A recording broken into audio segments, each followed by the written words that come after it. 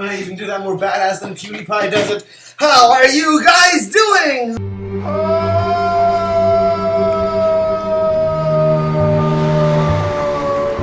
It's Fantasy Film Fest time again. Fantasy Film Fest nights, and since in our hometown, Frankfurt, they're taking place 3 weeks later, we decided to drive to Stuttgart, which is where I'll be going now. So we're hitting another town this episode 2, which we will be exploring. Also, we will be checking out 10 beautiful movies. This marks the 1-year anniversary since we've been covering the Fantasy Film Fest, which is something we can be very proud of because we've covered all of 2017, and now we're starting up with 2018. Now let me read you the list of movies that we will be checking out. I'm so excited! We've been reacting to the trailers in the past 2 I Hate Sundays episodes, and they are looking better than ever. So this is the order and the film that we are going to be looking at. Today we're doing Control, The Cured, Revenge, Isle of Dogs, Downrange. And tomorrow, Pyewacket, Hagazussa, The Strangers, Brawl and Cellblock 99, and Ruin Me. Doesn't that sound like a lot of fun?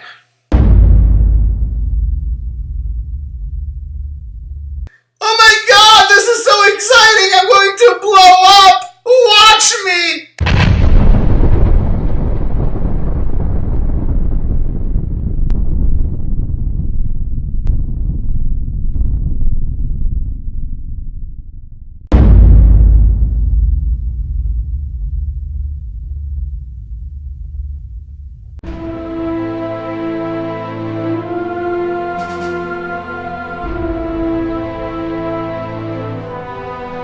Welcome to the Movie Void, where we review whatever the fuck we feel like reviewing, and my train is leaving in about 30 minutes, so I gotta get the fuck out of here. Wah! So everyone, off we go to the glorious Stuttgart. This is the first time I'm using this camera, so it's very early in the morning. I am actually quite tired. And I gotta admit, like, it's been a while since the Fantasy Film Fest nights had such a massively good lineup. So, like, I am really looking forward to move this round this year. So, I have something to look forward to. So I think, like, we're going to be seeing a lot of great movies. It might just be the best Film Fest nights ever. Right behind me, you can see the train arriving. Choo choo.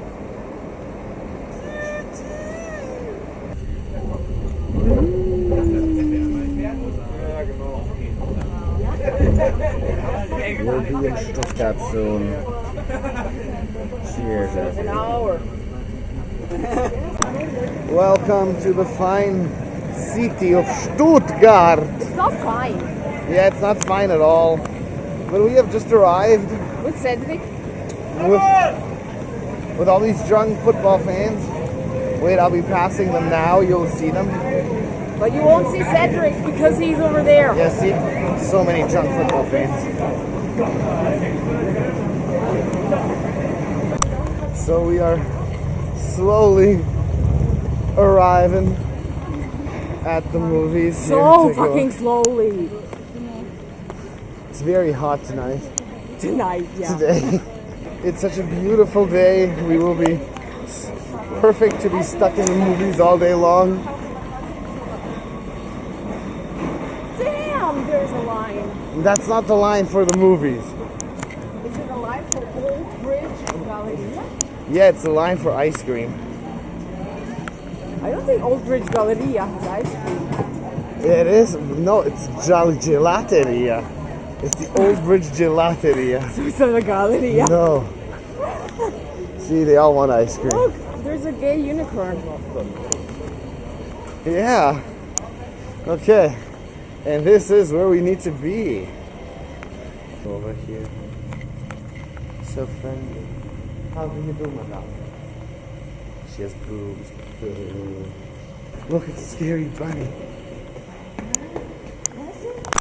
Okay, it has happened. Yeah. Officially. I have my VIP base.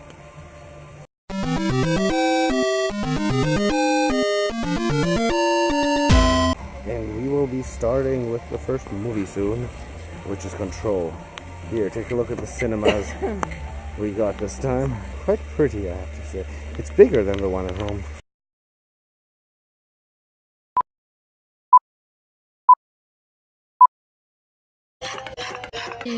What are you doing? Making pudding. It's 4 o'clock in the morning. Why on earth are you pudding? Because I've lost control of my life. I've lost control of my life.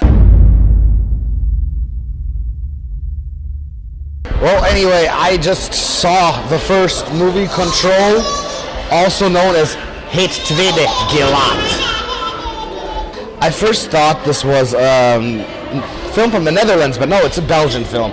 A very funny language. But however, we were off to a rocky start because this movie, it's alright. It's pretty much exactly what I was expecting. Just a regular, traditional thriller in a made-for-TV quality. They do try out some tricky drone shots, some nice bluish night shots. But the thing is, it doesn't really present you anything new. It's your really standard made-for-TV crime thriller film. And nothing much really happens. You're faced with two detectives, Freddy and Eric. Freddy actually looks a little like Greg Sestero, which is funny because I kept imagining Greg Sestero in this movie. Should have made this a lot interesting, Greg Sestero and Tommy being in the leads, but that's another story. It's about two detectives who find 6 corpses of women in the forest with their heads chopped off. There is also a witness. It's the Rolls Royce that hit him. I saw it. I'm a witness. Called Rena, who has also seen the killer. But the thing is, she doesn't remember anything. And then Freddy connects with Rena, and they have this basic instinct-like relationship going on, and the whole entire movie generally gives you also this basic instinct type of vibe, but Sophie Hoflack, who plays Rena, doesn't really give any sexual tension to make this come even close to the type of movie that Basic Instinct was. And Basic Instinct itself was also not really that of exciting film. It was actually pretty bland for its runtime, and this movie is actually like a movie that's trying to be Basic Instinct and falls out flat. It's actually really, really boring and bland, and I don't know. It's a waste of time. Like this is like, if you've seen a movie like this, you've pretty much seen them all. It pretty much seems like a German Tatort production for all our German viewers. You will know what I'm talking about. I didn't like this one much. Like, it had good intentions, but it didn't get there, and just as suspected, this is a crime thriller film without any edges, without any real tension, with very bland characters you don't really care for, and I'm glad it's over.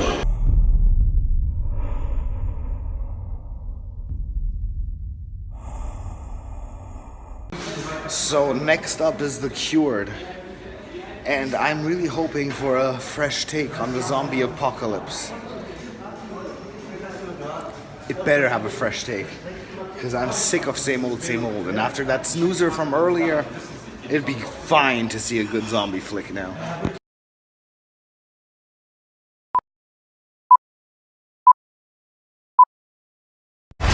Welcome to Zombieland.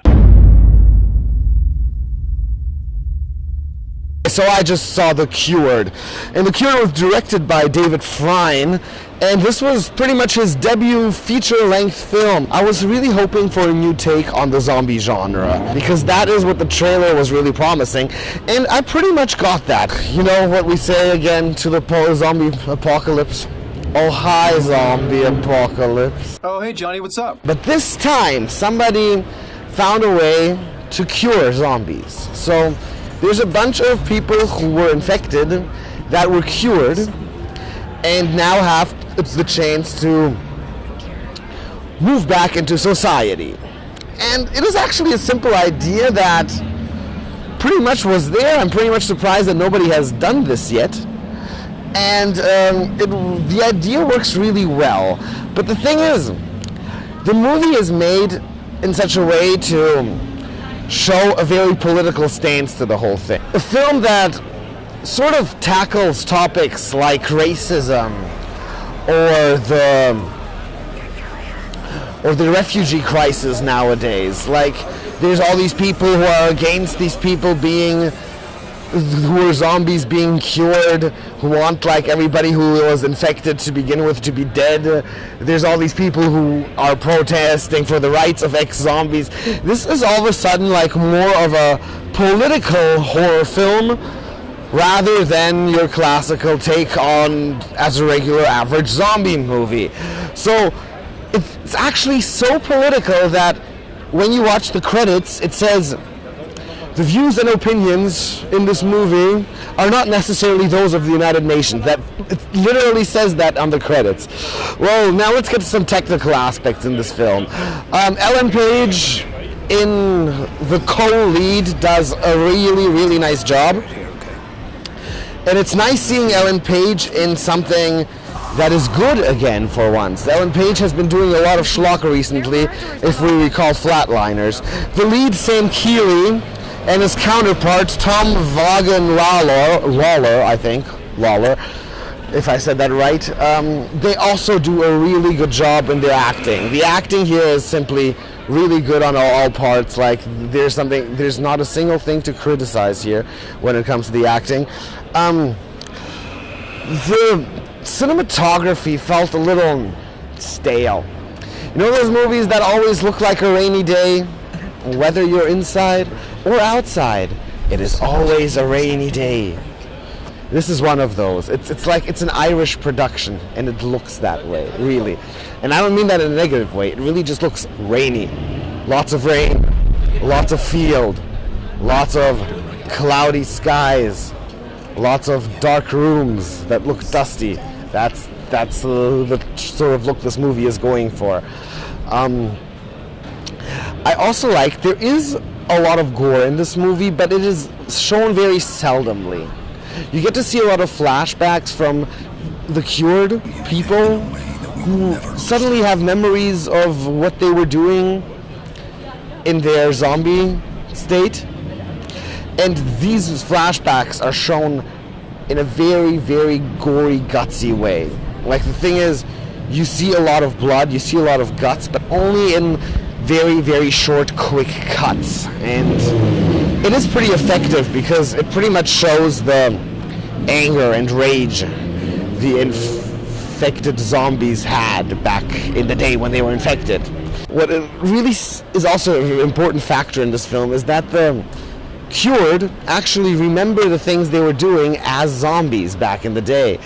And I think that gives the film a bit of a sweet, bitter touch, because knowing that these people have, like, remember what they've done, you feel a bit more sympathy than you would if they had just, like, woken up out of nothing and I was like, oops, I was a zombie, or something like that. So, this movie is per se good, but what bothered me is just how political it is. It is just like such a political standpoint.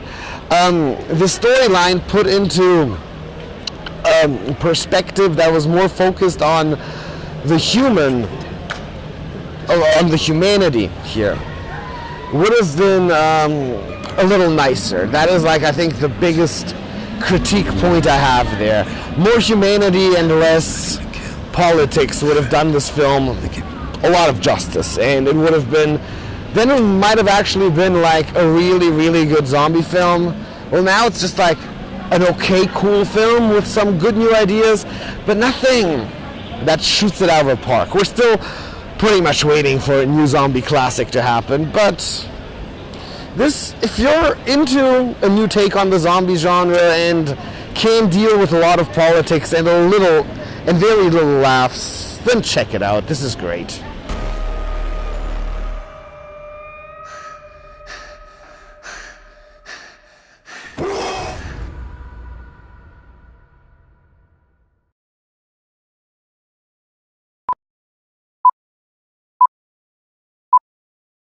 Revenge is a dish best served cold. You son of a bitch. Revenge. Now that was a bag of laughs and a bunch of fun. It's been a long time since I've seen a really nice rape and revenge film, and this was definitely one of them. The movie joins Jennifer, who has met an older man who is married, joining him on a sort of business trip / vacation. And then two of his associates, Stan Dimitri, my associates. Hi. let's call them friends, get involved, and things get a little out of hand, and this is where the whole entire rape and revenge scenario pretty much sets in. The really cool thing about this one is, in today's age, it's very hard to make a rape and revenge film that will satisfy most audiences without seeming too offensive when it comes to the rape. It doesn't get as explicit, but still manages to show how disgusting the characters committing the crimes against this girl are. Instead of showing the rape itself, we got things like close-ups of people's faces, slow motion movements of somebody eating a chocolate bar, an apple rotting in the background while it's getting attacked by a bunch of insects. The movie really knew how to capture disgust and uneasiness. And now when it got to the revenge, this is where the movie went balls out. Anyone who's a big fan of gratuitous violence, just gore flashing into your face, is going to have such a blast with this movie. This is one of the most fun revenge parts I have seen since 2010's I Spit on Your Grave. Every kill in this movie really is a lot of fun, and you're constantly rooting for this Jen girl. And of course, this movie is a rape and revenge flick. Of course, this is going to go beyond all rational logic. There is not going to be... a lot of the things won't make sense. Jen will sometimes appear to you as if she was some kind of a superhuman being, but that's the thing about these movies. Like, you should know what you're getting yourself into. This is not a film that is realistic by any means. She pretty much almost gets all Tomb Raider on her ass at some point, and that is pretty cool. And as I mentioned before, the cinematography, the movie knows how to show pain really well. If you're one of those people who watches a film, feels the pain with the characters, and really goes, every time somebody is injured, this movie is going to make you go crazy. Because the painful scenes, the gore, the injuries are shown so gratuitously in your face that it is pretty much a challenge if you can make it to sit through everything. But this is what makes it be this fun roller coaster ride that it is. And Revenge really is badass and really kicks ass, and sort of brought this genre, the subgenre of the horror genre, that is pretty much having a really tough time in today's age of social justice warriors, to shine again somehow. This is a really fun film, and so far my favorite of the festival.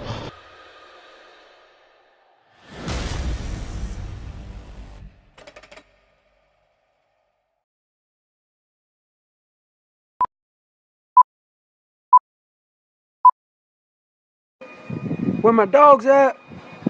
Oh, there she is. Ow!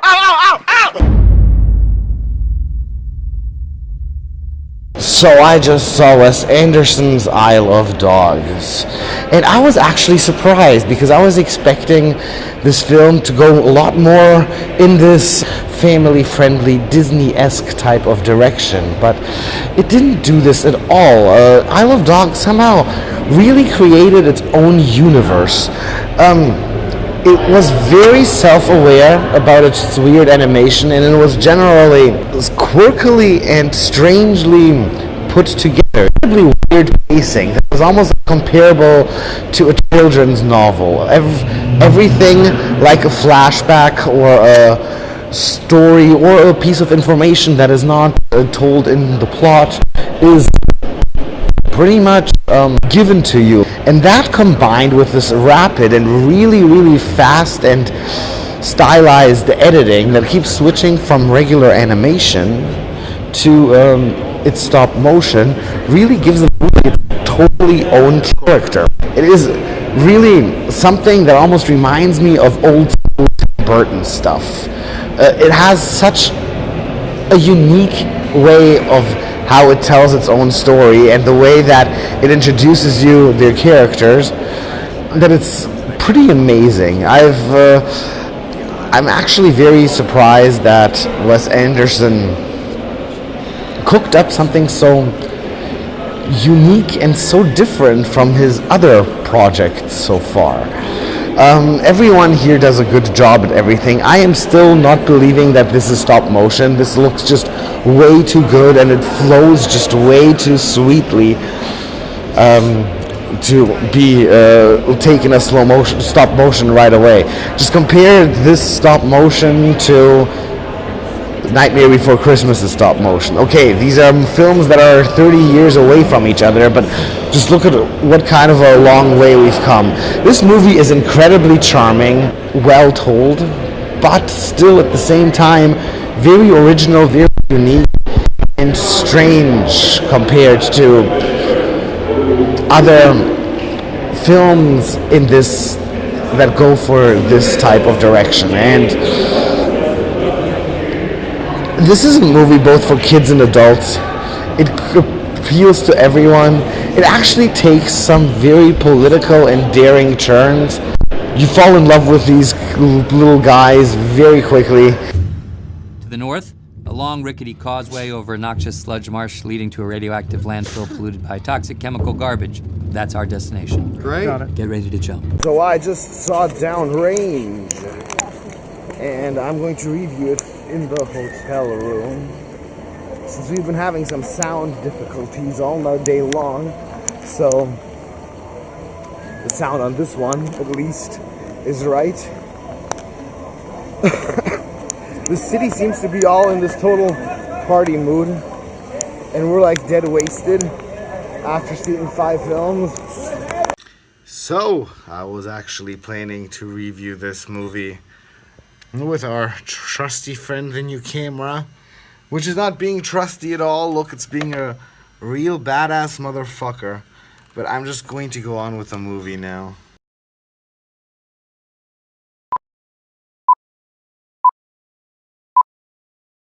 Downrange. Adjective. 1. In the horizontal direction away from the launch site of a rocket in the direction of its travel. Downrange. Adverb. 1. In the horizontal direction away from the launch site of a rocket in the direction of its travel. So I just saw Downrange by Kitamura, who has also brought us Midnight Meat Train, No One Lives, as well as the Asian classic Azumi. Not a lot of people know out there. And this was actually very fun and very untypical, because this dude, he's mostly known for delivering us like this complicated storyline with a lot of twists and turns and a lot of surprises. But this time he pretty much went out completely basic in a good way. So what happens is, like, you have these 5 kids and they're like carpooling together. They're like just a couple of kids who just met and are like driving together to get somewhere. And all of a sudden they're in the middle of the highway and their tire gets shot. And so they start fixing the tire. They're all having fun and shit. And all of a sudden, 2 of them get shot. And then they're just like sitting ducks. and there's a shooter coming from somewhere, and they gotta, like, survive. And this whole entire movie is, like, about the time it takes place in is, like, maybe 12 hours max. It's pretty much, you get, like, this kind of a tight feeling going on, like in one of those movies like Phone Booths, like, or Saw, like one of those films that only take place in one certain room, and they're all just like stuck on this road, hiding from the shooter who is like constantly trying to kill them. And it's like really nice because it's one of those movies where it doesn't really matter who the killer is. It's just like how these characters, how they're going to get by. And that really like made it happen. And the characters are all very well constructed. Like they give each and every one of them a good backstory. And pacing is actually pretty fine. But sometime like mid-second act, the pacing crashes. Like the pacing totally drops. Like there's like 10 minutes in this movie where like, okay guys, get going. This is slowly, we're slowly starting to notice that all of this is taking place at one single spot, but then when it picks up again in the third act, then it like is even crazier and heavier than at the beginning of the film itself. We know the director for a lot of gore and a lot of guts, and he didn't shy away this time either. I would actually even say that this is his second most violent film after Midnight Meat Train, because this time he likes to take us on a journey to look at the gory and evil details. In every second he can like show us something a little bit more disgusting than usual, he goes right ahead. When there's a car driving by on the road and there's a corpse lying on the road, be sure you will see how that car will drive over the head of the corpse. Like, that's the way this movie rolls. But it fits the tone because there's death lingering in the air constantly. And unlike most of his other films, this movie is a very bright movie. Like, until the third act, of course. But this is, like, incredibly sunny. And it has that threatening heat thing, like this threatening heat atmosphere. You know those films like Hills Have Eyes where the deserts seem a lot spookier, like where bright sunny deserts seem even spookier than anything that could happen in the night? Yeah, that's like the level of style this movie is shot at. And we got a lot of 360 filmings, we get a lot of drone shots every now and then, and it's all very nicely done, and especially the ending. The ending is incredible. Like the twist you get, you won't be counting on that happening, but I'm not going to spoil anything for you guys. So really check this out. I would say this is Yamura's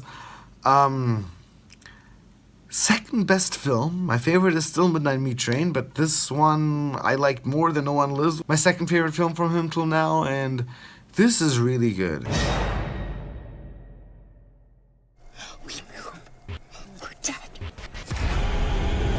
And tomorrow I hope this motherfucker is gonna work again, and we're starting the day tomorrow with Pyewacket. So far, the Fantasy Film Fest has been treating us very nicely. Control has been the only movie that sucked complete balls.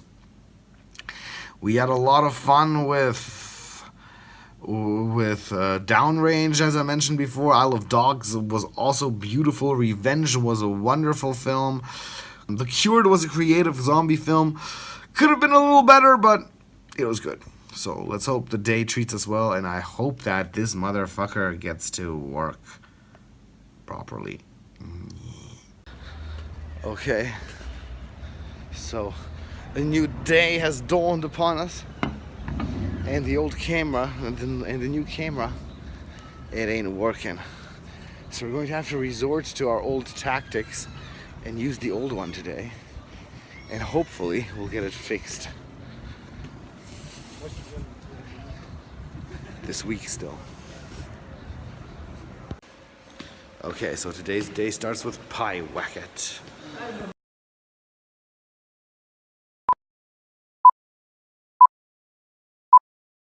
Would you like some pie? So Pyewacket. This is a film by Andrew MacDonald, who has also brought us Backcountry and Home Sweet Home in 2013. We get this little teenage angst story, almost coming of age, about this little metal girl who is living with her mother. Her mother is played by Lauren Cohen, who we haven't seen in The Walking Dead for like 5 years now.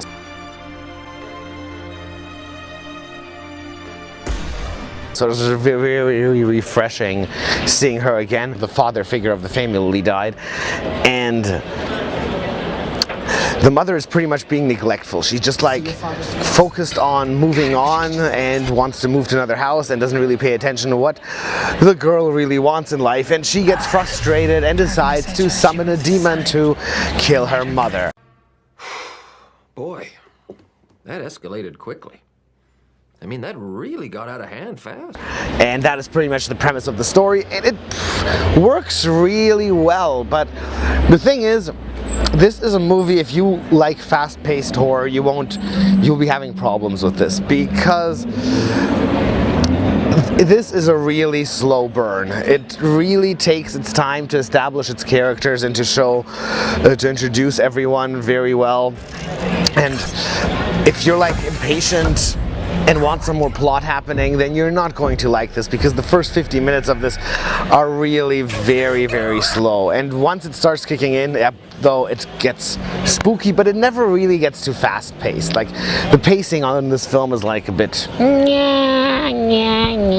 but it is alright, because you really care for the characters and you really feel for what is going on.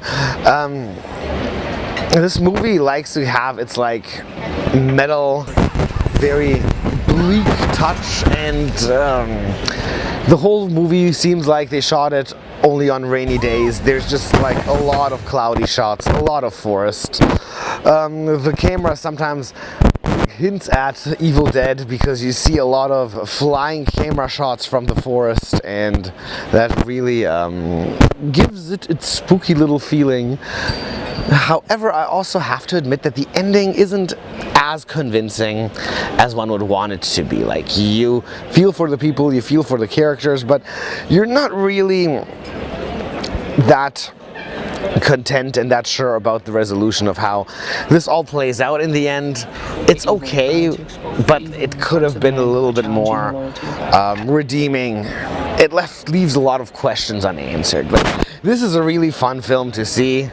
One of the better ones of the festival, that's for sure. Hello? Now it's time for the Hagazussa, or whatever it's called. Very interesting. A film with a German production with a Asian-sounding title, done in a English setting, like The Witch. Let's see what this is gonna be.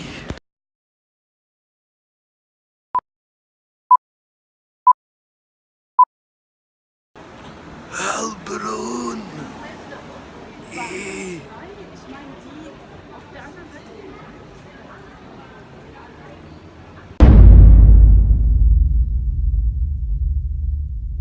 So Hagazussas, or Hagazussa, if you want, A Heathen's Curse, is the first film by Lukas Feigenfeld, and I did not like it very much. What I have to give credit where credit is due is that it is beautifully shot, like, and even the score, it's all very nice. You have these very dark sounding cellos that totally fit the dark vibe and the dark shots of the film. Like, the shots pretty much, you could compare them very nicely to something like It Comes at night. The movie is really going for that New England look we get at The Witch. Everything is very dark. Most of the shots look candlelit. They're actually very beautiful. But now here comes the part where the movie didn't really do it for me at all. It takes its time way too much. I understand slow burners and I understand when one has to develop the characters, but this is just like as if they're trying to bore you out of your mind. Like, the movie is so self-indulgent in the beauty of its shots that it just like focuses too long on certain things. Like, you see certain scenes take way too long. There is hardly any dialogue spoken. I know they were trying to go for this dark, bitter, witchery type of atmosphere, but instead it just got very stale. And you're just thinking, okay, when's the cut going to come? Okay, when is the camera going to move? You're actually not even waiting for the next scene to happen or the plot to progress. You are waiting for the editor to give you a new picture because you've been looking at a certain picture for way too long. It is very atmospheric and it builds up its tension a little bit towards the end, but still it is such a slow burner that you practically can't really follow what is going on because it is that slow. And it pretty much like starts off with a young girl living with her mother who gets very sick, and then she has to take care of the house alone, and they're somewhere in the Alps. You know what happens when you meet a stranger in the Alps. You see what happens, Larry? You see what happens when you find a stranger in the Alps? It takes its time so much. The pacing here is what like ruins everything, like literally everything. I'm a little sad because this is a German production and there was a lot of effort put into this, and I would have really liked it if another German indie film would have made something new and inspiring, but instead we got just a very well shot, slow burning film lacking any sort of plot really.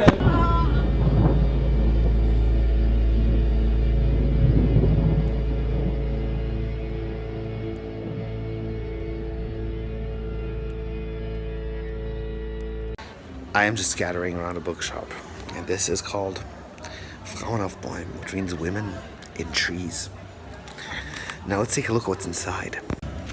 It's a bunch of assorted different women, literally, on trees. Yep, that's what's going on. This is where it's come to. This is what people publish in the modern world. Women on trees. Yeah. I will now see the incredibly funny film The Strangers Pray at Night is again because it was just so hilarious. I reviewed it like 2 weeks back, so let's take a look at that review.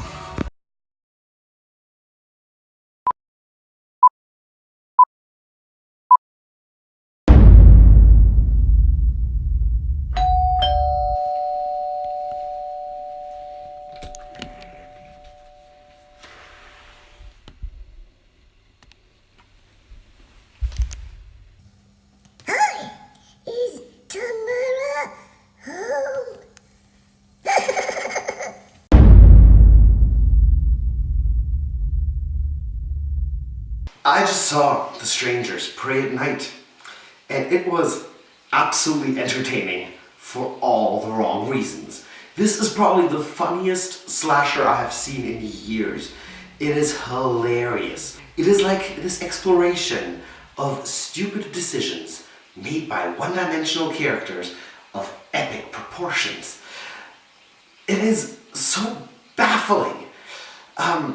I'll just give you like an example of a situation here. You're walking by a trailer and you see the door open. And you just take a sneak peek inside. Then you find a bottle of booze there. And you're like, let's be funny and drink some. And while you're in the trailer, you suddenly hear a noise. What do? A, do you run? B, do you drink the booze and run? Or C, do you drop what you're doing stand there and start saying, "Is anybody there?" If you picked C, then you are like the characters of this movie.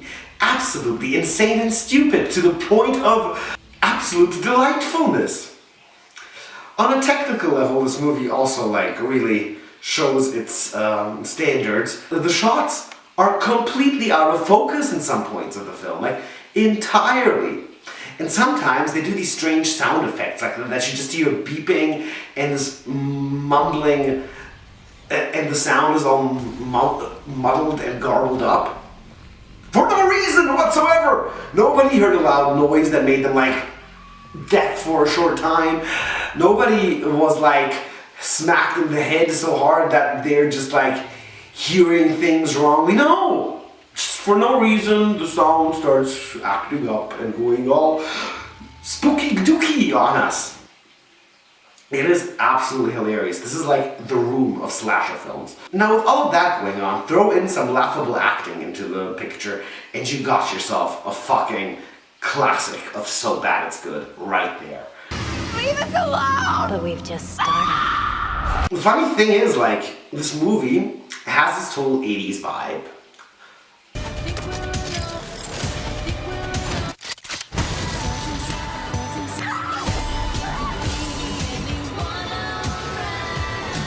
The credits at the start of the film are written in this 80s style. The soundtrack, which is, by the way, lovely. The soundtrack is amazing. I have to, admit that. There is nothing wrong with that soundtrack. The film also features the best use of a Bonnie Tyler song ever. But the soundtrack is entirely 80s too. But you know what? This movie doesn't take place in the 80s and has absolutely nothing to do with the 80s.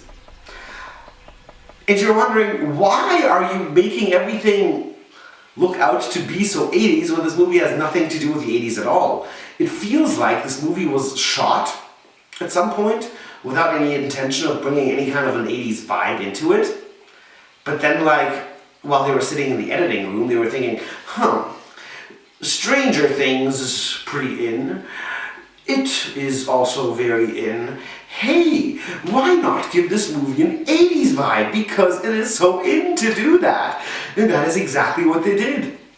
But the most remarkable part about this is, like I've mentioned before, the decisions these characters make.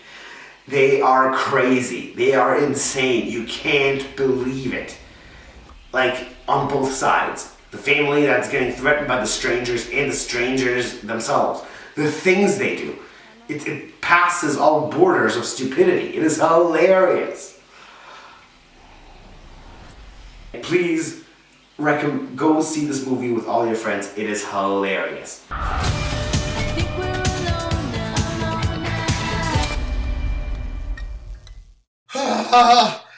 As you noticed, we were having a bit of sound issues in this episode. We're really sorry about that. You know, you get new equipment and you don't really know how to deal with it. And the sound was so bad on this one that I decided to record this one again now. Let's go.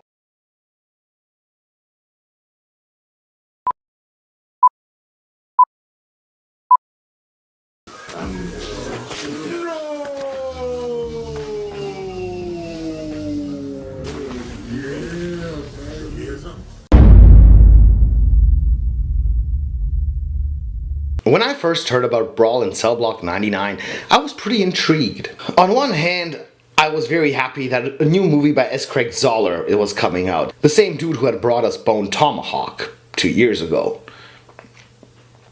And was looking forward to that. On the other hand, this was Vince Vaughn, who we know from films like The Internship or The Wedding Crashers, doing a serious role again. Last time I saw Vince Vaughn do a serious role, this happened.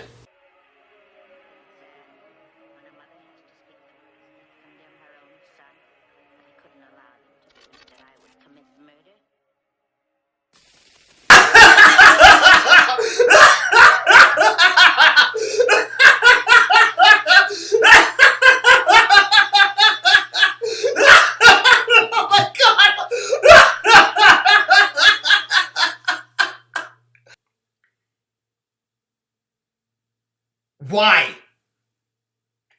That's like fucking casting Jim Carrey to play the rapists in Last House on the Left.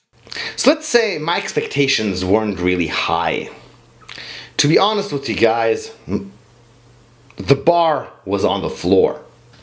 So I wasn't really expecting anything at all. So you guys can be very surprised that when I saw this film, I was very impressed by Vince Vaughn's performance. Like, seriously, he did an amazing job right there. His character is this buff, a little dumbed down type of strong guy. He actually put on 15 pounds for this role, and you could see that, and it really goes with the theme of the film and to his character. And when it comes to his performance on this part, I would say, Vince Vaughn, that was a really, really, really good job. What else I also really enjoyed about Brawl and Cellblock 99 is that this is an homage to old grindhouse films of the 70s. It's like one of your typical exploitation films, almost in the styles of films like Ilza, or I Spit on Your Grave for that matter. This is like some really badass grindhouse stuff, and you gotta give credit to Zoller for that, because he really captured the moment and the spirit of the time. I mean, after 40 years of that genre not really playing any big role other than in that Quentin Tarantino and Rodriguez thing, this was incredibly impressive. The film is about an ex-boxer who wants to start a new life and make some money, and pretty much loses his job and gets on the wrong side of the law. And one night, during a drug deal gone wrong, he makes a pretty stupid decision in the interest of his country and ends up getting arrested. And a whole entire new story of corruption and evil starts taking place while he is in jail. But I don't want to spoil you guys too much. The thing is, the movie is incredibly solid. It is incredibly fast-paced, especially for a film about a guy who's just hanging out in jail. It is incredibly creative. The effects and the gore are just so over the top. And yes, the gore does indeed look a little silly at sometimes, but I think that was an intentional choice to give the movie that grindhouse appeal and that grindhouse look and that B-movie 70s exploitation look. So this is where Brawl and Cellblock 99 really, really, really kicks ass. And if you're a fan of exploitation stuff from the 70s, you are going to eat this up. I loved that. Like, that movie totally kicks ass. Only thing where I have to put some harsh criticism here is some of the decision making in this film, and the reason why Vince Vaughn's character ends up in jail in the first place is a little too silly. It's a little unbelievable. Nobody in their right mind, or in the world for that matter, would give up their life for such a silly reason. It's a little ridiculous. So that's where the believability falls flat in there. The other roles here, Jennifer Carpenter, Don Johnson. Yeah, Don Johnson's in this. And Udo Kier, they all really do a good job in their acting. The cast here is actually incredibly nice. And the cinematography also really does a good job here, because it starts off with pretty bright colors, and then the more you get into the depth of the jail and into the crazy state of mind Vince Vaughn's character is in, the more you keep going, the darker and grittier the lighting also gets. If you're up for some grindhouse, really check out Brawl and Cellblock 99.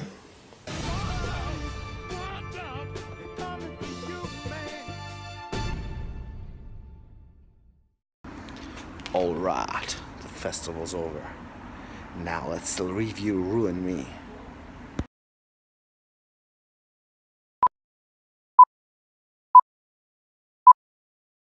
This evening is ruined. Look, wait, what? This evening is ruined. The whole evening is ruined. Why are you saying it like that? Saying what? I'm just pointing out the party's ruined. You know what? I'm not gonna get sucked into this. Okay, just so I'm sure, really? Are you just trying to piss me off, or is that really how you say that? What are you talking about? I'm talking about this ruined evening. That's not how you say ruined. What? Ruined? What do you call the remains of ancient Greek structures? Ruins. And how would you describe this evening? Well, ruined, of course. This evening is ruined. Say ruined. Ruined. Ruined. Ruined. Ruined. Ruined, dumbass. Oh, Brian, don't be cruel. So I just saw Ruin Me.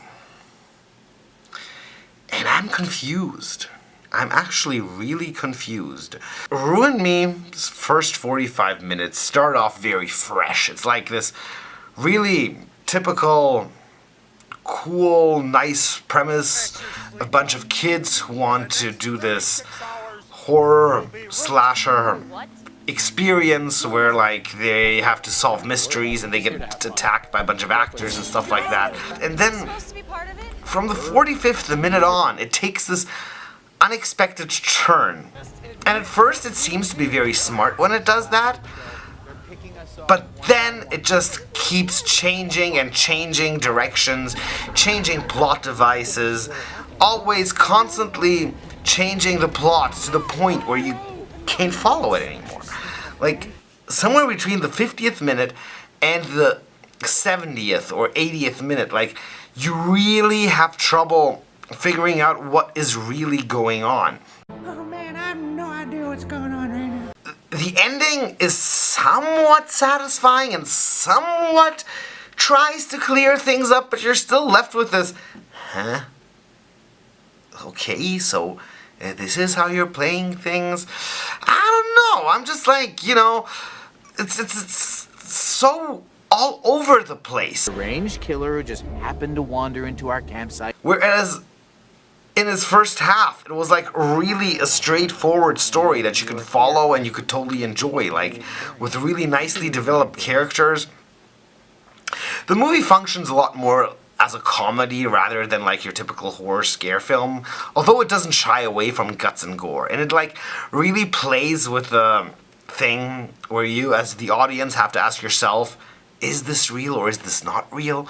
So like when the characters in the film, they're asking themselves if something that they're just looking at, some gore they're just looking at, if it is actually real or not, you as an audience member are doing that with them at the same time, and that's what gives the film a little its own pitch at the film, because it's something that you don't really do. The movie pretty much invites the audience to decide for themselves how real these effects are, and that's actually very fun. That's where the movie gets really creative and really original, actually. Like that's something films don't really do. Even the movies that have that premise, that people are going into through this ghost experience where everything is staged. Nobody pulls it quite off like they did in this film. So I found that very creative and I found that very cool.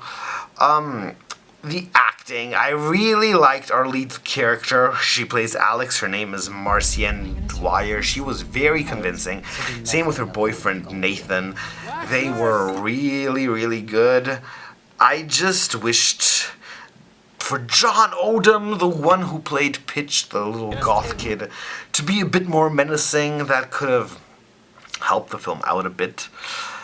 But generally, like, this is a fun movie and it is really cool, but it is just so confusing and so all over the place. And it's not a cool movie to end your film festival on, really. Organizer of the Fantasy Film Festival. This is like such a bad choice to end your film festival. Bad event marketing. Total bad event marketing. You don't want to leave your audience this confused. And not wanting more?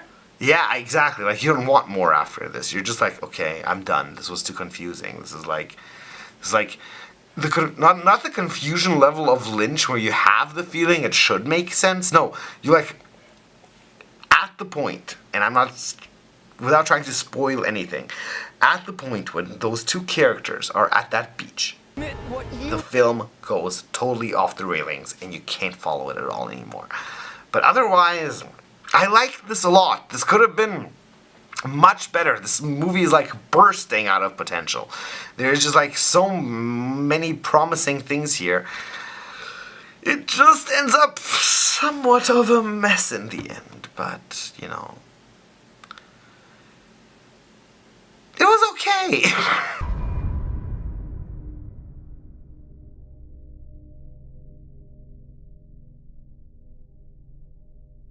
So yeah, that concludes these year's nights.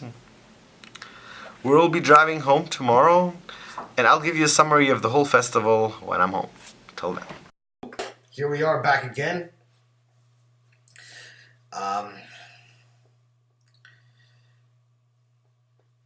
It's time to summarize the whole entire festival.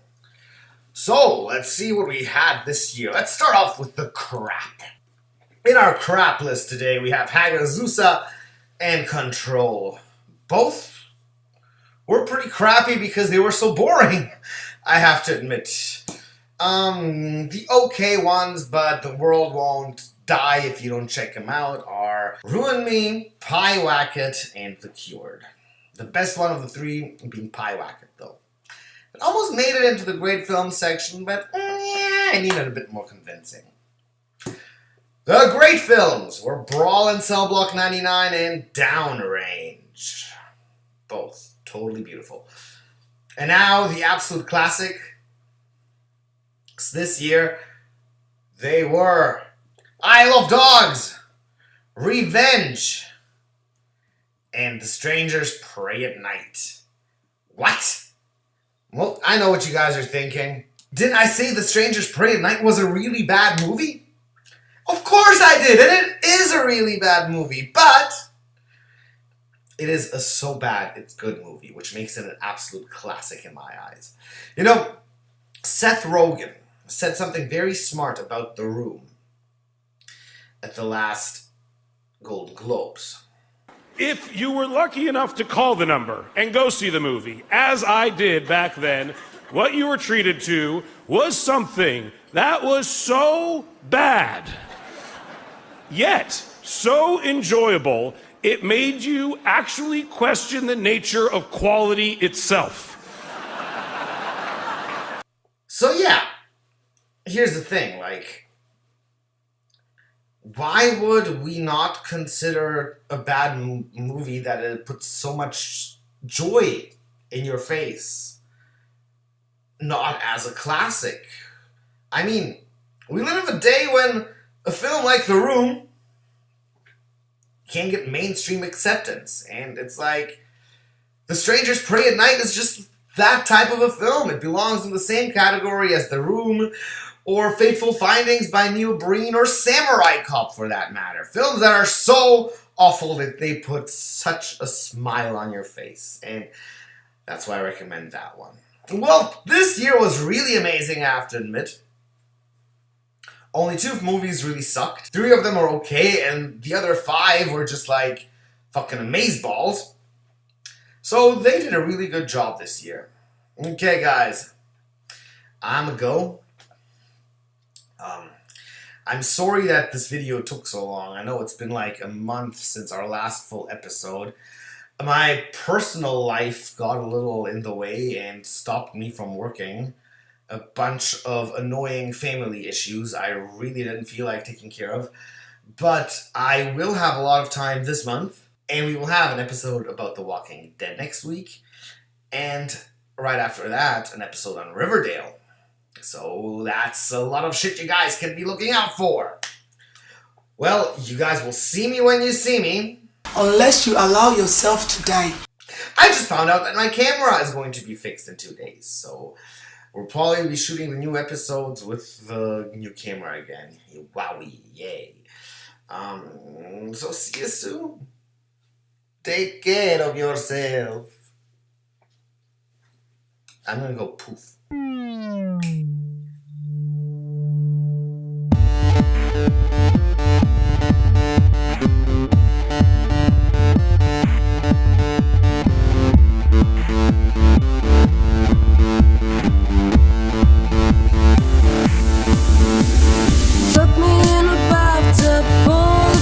Women in trees. Now let's take a look at what's inside.